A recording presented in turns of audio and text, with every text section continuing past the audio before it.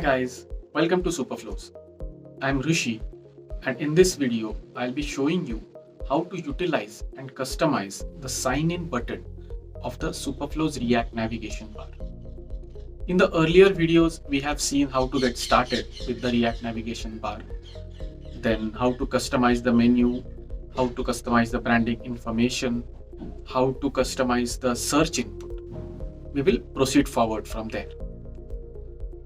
If you need to see those videos again, I have added their links in the description. The sign in button is by default visible. If you want to hide it, just pass the false value to the showSignIn prop.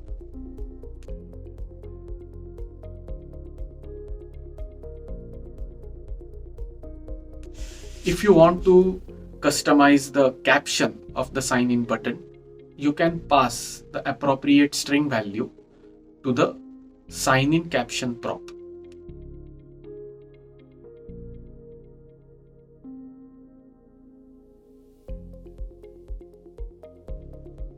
If you want to get a callback after user presses the sign in button, just subscribe to the on sign in pressed callback.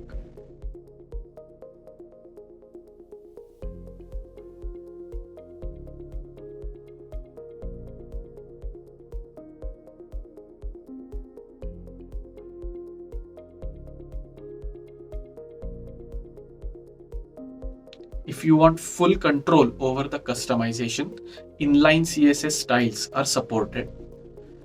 Just use the sign-in related style props for the same. I am anyways quickly showing you an example here.